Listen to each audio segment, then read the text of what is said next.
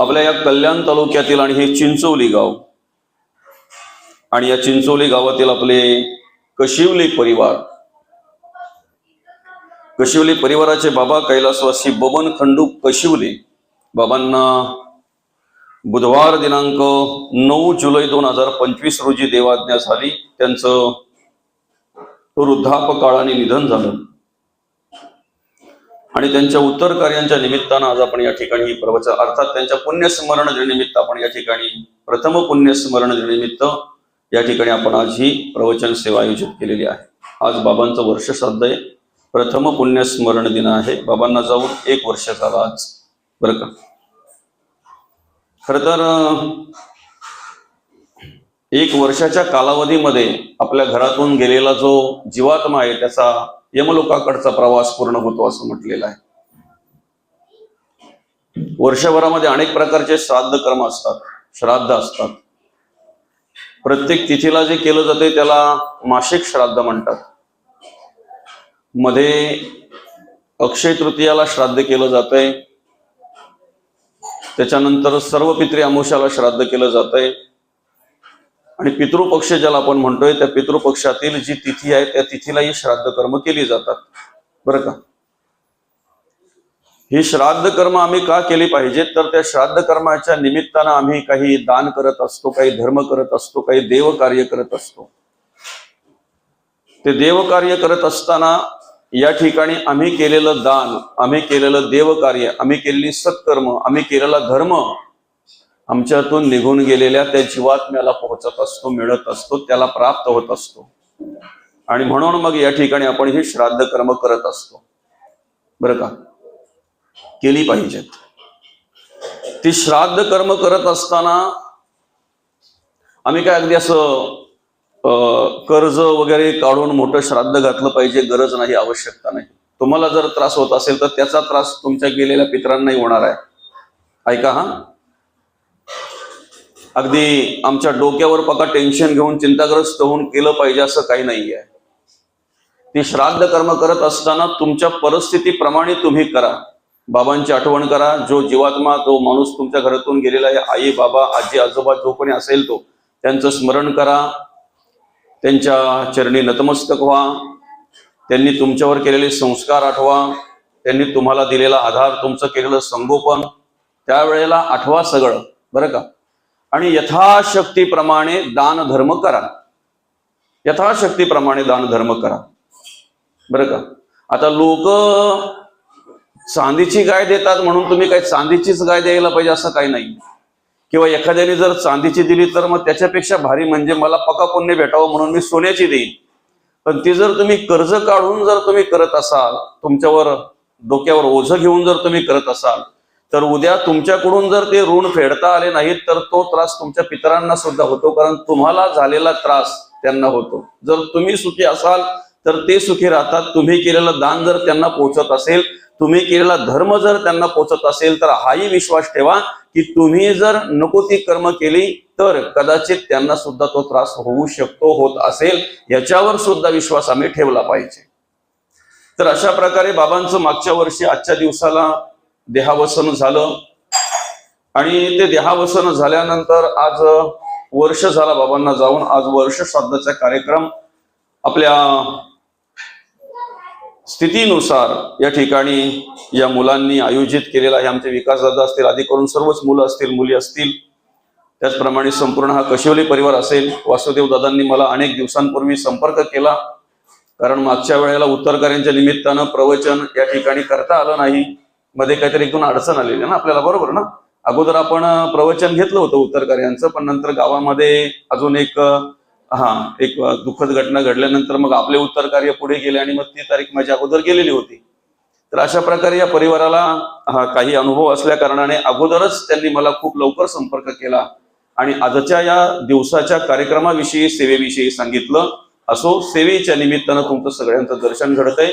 मी पुन्हा एकदा सगळ्यांच्या चरणी नतमस्तक होतो आणि आज या ठिकाणी खऱ्या अर्थाने बाबांच्या प्रती असलेला प्रेम, आदर, भाव, कृतज्ञता नाही का, कृतज्ञता म्हणतात त्याला. कारण जे आमच्यावर कार्य, आमच्यासाठी जे काही काबाड कष्ट केले बाबांनी, हाडाची काळं केली, रक्ताचं पाणी केलं. कारण आई वडील मुलांसाठी खूप काही करत असतात, खूप काही करत असतात. म्हणजे त्यांच्या जीवात जीव असेपर्यंत ते मुलांसाठी करत असतात, बरं का.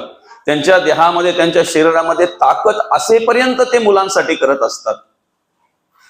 आणि मग असं सगळं आमच्यासाठी खूप काही केलेलं असतंय. आम्हाला जन्म दिलेला आहे, या ठिकाणी आम्हाला जन्माला घातलेला आहे, सामर्थ्य दिलं, आमच्या हाताला धरून चालायला शिकवलं, आम्हाला पाहायला शिकवलं, बोलायला शिकवलं, आमच्यावर चांगल्या प्रकारे संस्कार केले, बरं का. आणि विचारांची श्रीमंती आमच्यासाठी त्यांनी ठेवली, संस्कार संस्कृतीची श्रीमंती आमच्यासाठी त्यांनी ठेवली, बरं का. आजही ज्या ठिकाणी ते कार्याला आले, जन्माला आले, ज्या ठिकाणी त्यांनी कार्य केलं, ते कार्य काही आदर्शयुक्त असतंय. इतरांनी त्या गोष्टींचा विचार करावा, त्या चांगल्या गुणांचा विचार करावा, ते चांगले गुण घ्यावेत आणि त्याप्रमाणे वाटचाल करावी. ही खरी श्रद्धांजली असते गेलेल्या माणसाला, बरं का, खरी श्रद्धांजली असते.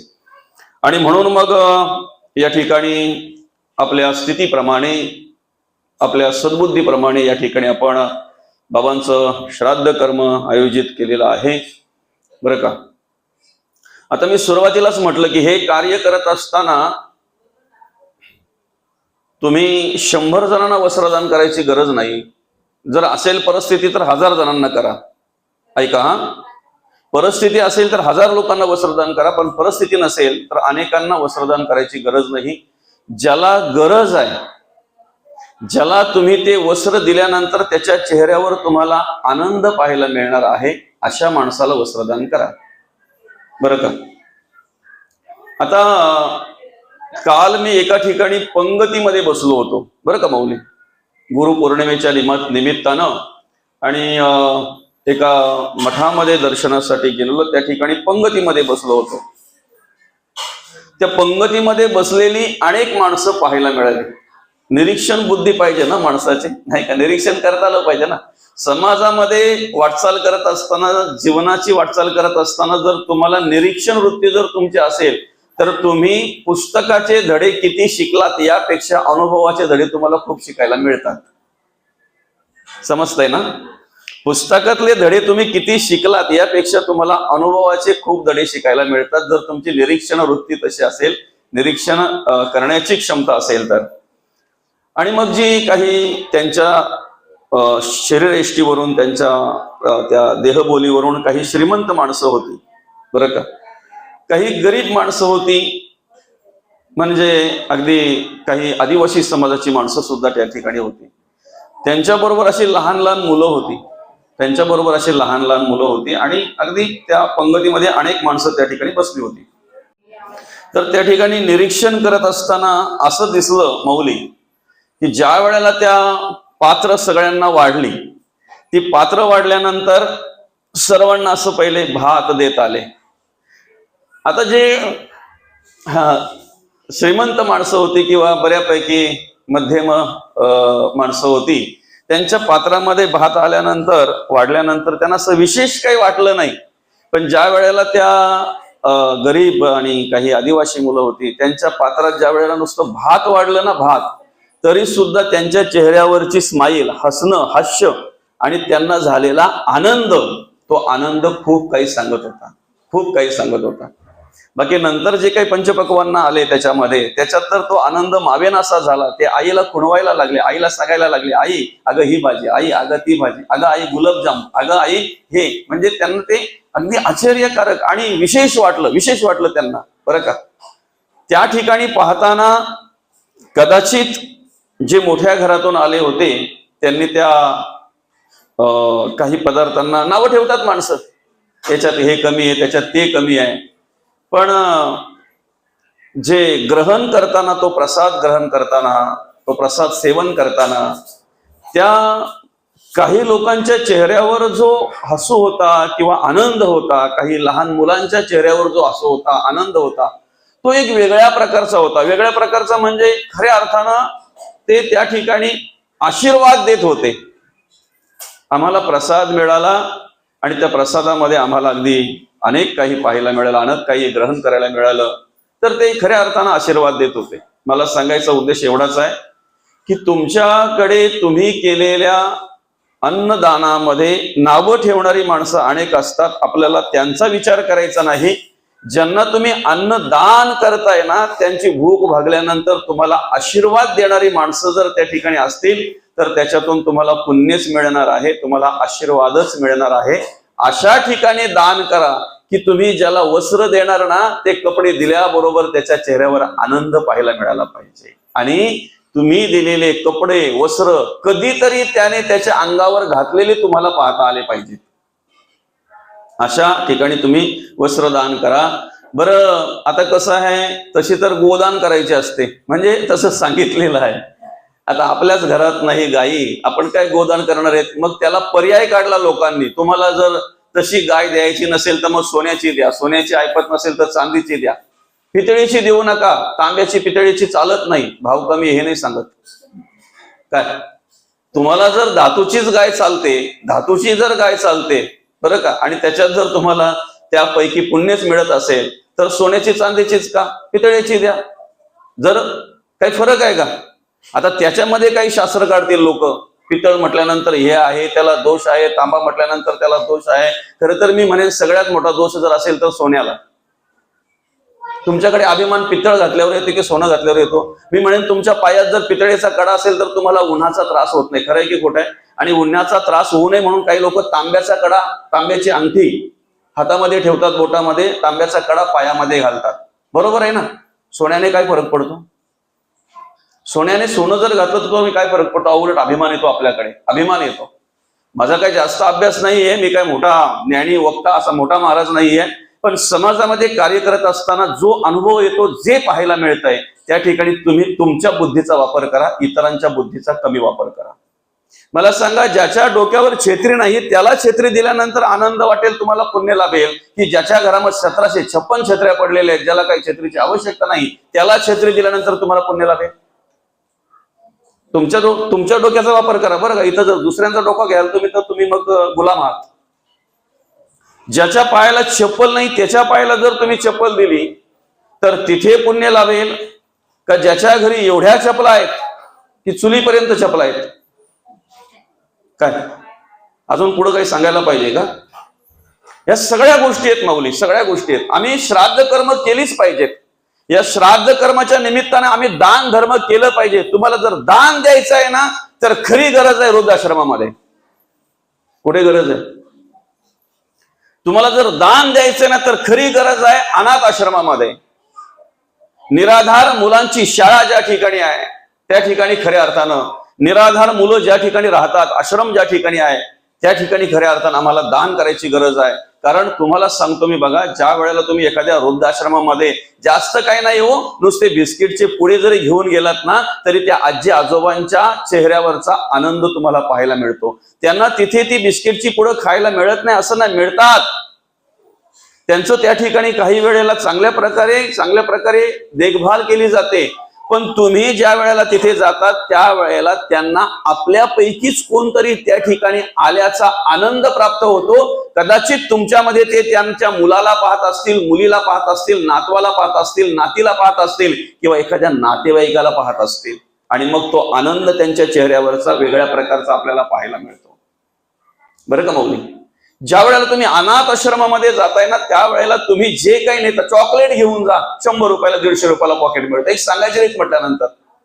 पण ज्या वेळेला तुम्ही ते लहान मुलाला ते चॉकलेट देताय ना त्यावेळेला त्यांच्या चेहऱ्यावरचा आनंद बघा. त्याच्या आधी त्यांनी अनेक खाल्लेलं असते, पण तुम्ही दिल्यानंतर त्याच्या चेहऱ्यावरचा आनंद बघा. आणि म्हणून मग संत म्हणतात की ही सगळी श्राद्ध कर्म करत असताना, पितरांचं कार्य करत असताना 100% आम्ही दान धर्म केला पाहिजे. आम्ही चांगल्या प्रकारे बरं का जे काही आमच्या यथाशक्तीप्रमाणे असेल त्याप्रमाणे हे श्राद्ध कर्म केली पाहिजेत. पण ती श्राद्ध कर्म करत असताना पहिली गोष्ट आहे, ऋण काढून शीन करू नका. पहिली गोष्ट आहे बरं का. आज करू शकले असते ना विकास दादा, जसं पाहिजे तसं करू शकले असते, एक सांगायची रीत म्हटल्यानंतर. पण ह्या गोष्टी स्वतः माझ्या मनाला पडतात. आणि मी आपल्या अनेक माणसांना सांगत असतो की हे सगळं करत असताना तुम्ही तुमच्या बुद्धीचा वापर करा. कोणीतरी सांगते म्हणून तुम्ही करायला पाहिजे, आणि कोणीतरी सांगते म्हणून करायला गेलं ना माऊली, आज बघा कित्येक ठिकाणी आपल्याला अधिक करून ह्या कार्यक्रमांच्या मुळेच लोक कर्जबाजारी झालेली पाहायला मिळतात. मग त्याच्यामध्ये साखरपुडा असेल, हळदी समारंभ असेल, लग्न असेल, अधिक करून ही श्राद्धविधी असेल, अजून काही असेल, लोक कर्जबाजारी झालेली पाहायला मिळतात बरीचशी. आणि मग एखाद्याच्या मुलीचं लग्न त्याने केला, मुलाचं लग्न केला, साखरपुडा केला, बरं का, ते कार्य केलं की मग नंतर त्याला 2-4 वर्ष तो कर्ज फेडायलाच निघून जातो. 4-5 काय अजून अधिक करून. आलं का लक्षात? श्राद्ध कर्मच नाही, लग्न नाही फक्त किंवा साखरपुडेच नाही, तुम्ही हरिनाम सोहळे जर आयोजित करत असाल, हे पण महत्वाचं आहे. तुम्ही देवकार्य पण जर करत असाल ना, देवकार्य करत असाल ना, भले तुपाचा दिवा लावा, पण तो दिवा लावताना कोणाच्या तलालीचा पैसा घेऊ नका. भले तुमच्या परिस्थितीप्रमाणे अगरबत्ती लावा, जशी असेल तशी, 20 रुपयावाला पुढा, 50 रुपयावाला, जे काही असेल, पण त्याच्यामध्ये कोणाचे तलालीचे पैसे नको, किंवा त्याच्यामध्ये कुणाकडून तरी ऋण घेतलेले असेल, परतफेडीच्या बोलीने असेल, ठीक आहे, हरकत नाही, परतफेडी करणार असो आपण, ठीक आहे, पण शेवटी तो ओझाच आहे ना, तो टेन्शनच आहे ना. ती पूजा करताना सुद्धा आपण चिंताग्रस्तच असतो ना, अरे त्याच्याकडून घेतले, परत द्यायचे आपल्याला, त्याच्याकडून घेतलेलेच आपण हे इथं वापरतोय, त्याच्यातूनच आपण ही पूजा करायला घेतली. महत्वाचा विषय काय माहितीये का? आपल्याला आपल्या जीवनाचा जर आनंद घ्यायचा आहे, आपल्याला आपल्या जीवनामध्ये जर सुखी राहायचं आहे, समाधानी राहायचं आहे, तर आपण अधिक करून इतरांनी सांगितलेल्या प्रमाणे राहण्यापेक्षा स्वतःच्या बुद्धीचा वापर करा, स्वतःच्या बुद्धीचा वापर करा. आणि मग काय होईल? त्याचा त्रास होणार नाही, तुम्हाला त्रास होणार नाही, बरं का. आणि म्हणून या ठिकाणी आपण हे श्राद्ध कर्म करत असताना अतिशय चांगल्या प्रकारे पिंडदान, नाही का, ज्ञानदान घडावं या उद्देशाने आपण प्रवचन श्रवण करतोय. अन्नदान घडणार आहे या ठिकाणी, बरं का, ती व्यवस्था या ठिकाणी केलेली आहे. आणि मग हे जे काही कर्म आपण करतोय, ही कर्म, हे कार्य सगळं आमच्या पितरांपर्यंत पोहोचतंय.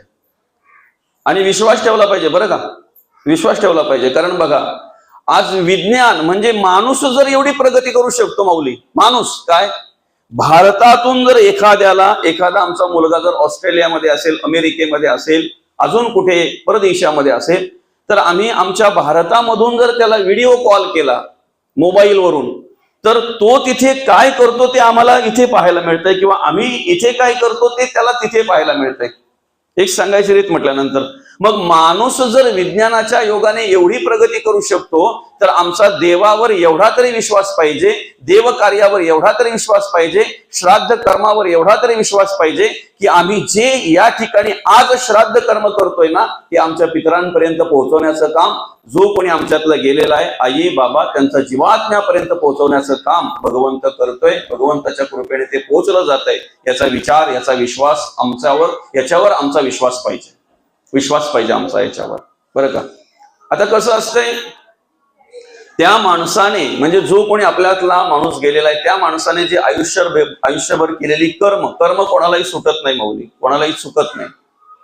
एक वेळ आपण कर्म करत असताना आपल्या डोळ्यातून, आपल्या नजरेतून, आपल्या दृष्टीतून काही कर्म सुटत असतील, चुकत असतील, बाजूला होत असतील, त्यांचा विचारही आपण करत नसू. सहज बोलता चालता एखाद्याला दिलेली शिवी, सहज बोलता चालता एखाद्याशी घातलेला वाद, एखाद्याशी केलेला काही वादविवाद, मत्सर, एखाद्याचा केलेला मत्सर, एखाद्याचा केलेला तिरस्कार, सहज ही क्रिया आपल्याकडून सहज घडली जाते. आणि कदाचित झाल्यानंतर आपण विसरूनही जातो. पण महत्वाचा विषय त्या ठिकाणी सांगितलेला आहे, की ही क्रिया जी आपण करतोय ना, ती कर्म जे आपण करतोय ना, आपल्या नजरेतून चुकतील, आपल्याकडून चुकतील, कदाचित आपण विसरून जाऊ, पण नीती कधी विसरत नाही, कधीच विसरत नाही. जो लिखाण काम करतोय ना चित्रगुप्त, त्याच्या नजरेतून कुठलीच कर्म सुटली जात नाहीत, चुकली जात नाहीत, बरं का.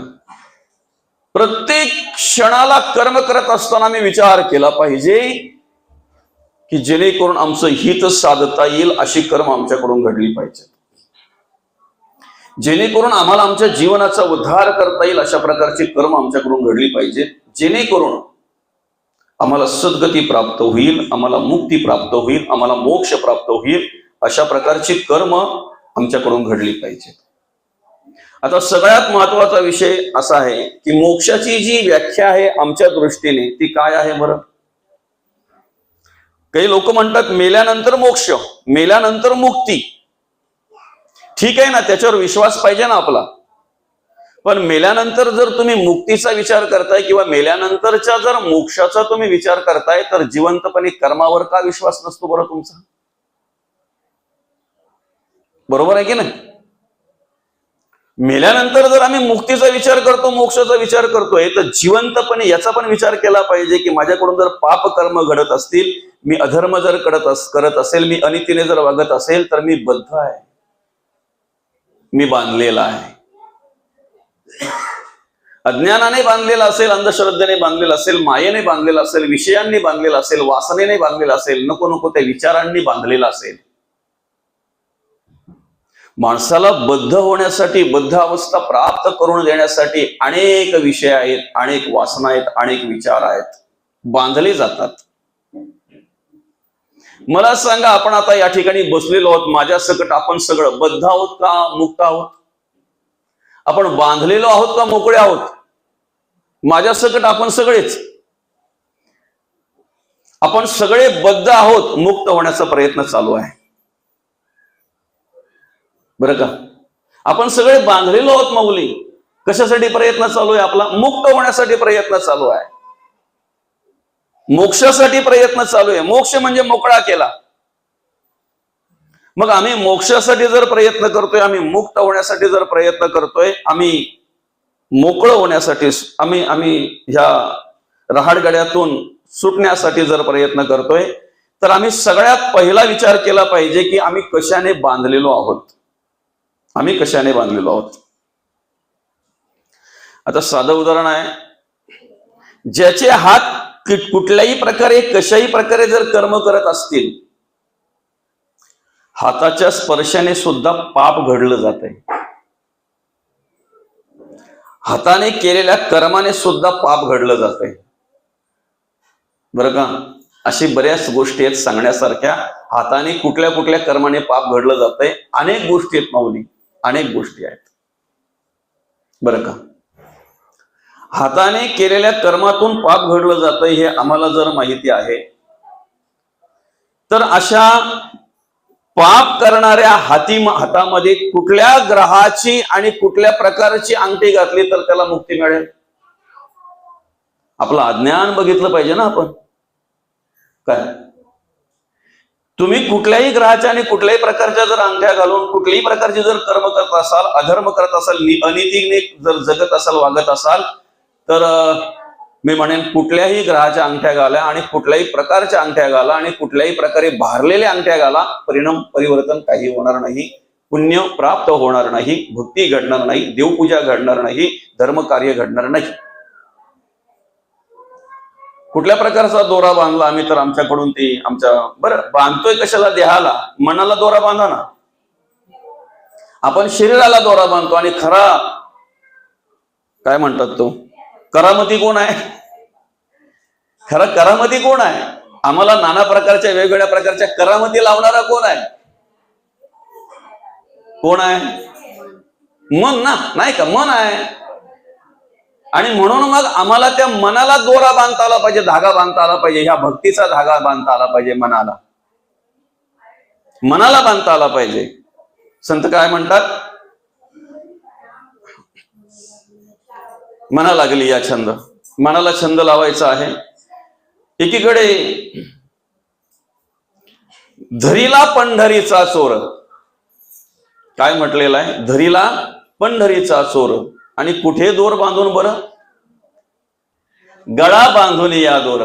बरोबर आहे की नाही? धरीला पंढरीचा चोर, गळा बांधून या दोर.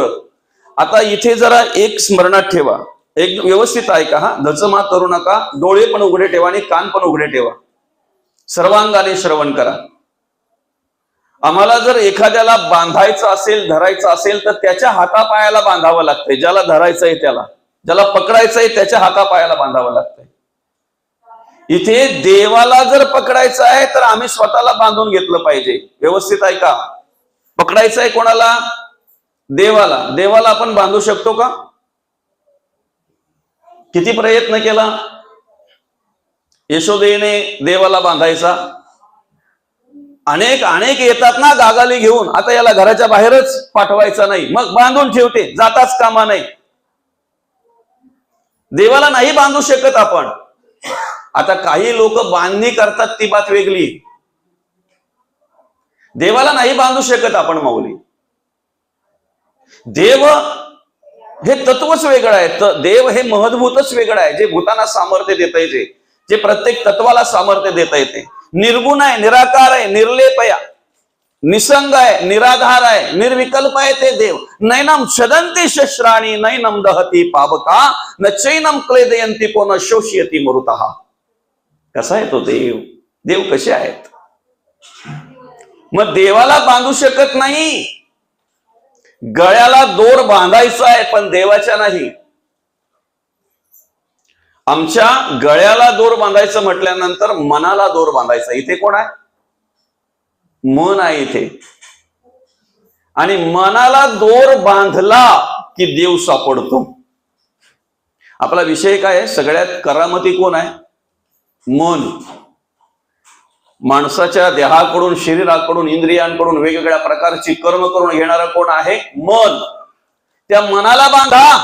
ज्या दिवशी तुम्ही मनाला या भक्तीने, भावाने, श्रद्धेने, विश्वासाने बांधाल ना, परमार्थाकडे वाटचाल होईल, भक्तीकडे वाटचाल होईल, देवपूजा करायला लागाल, देवाचं नामस्मरण करायला लागाल. ह्या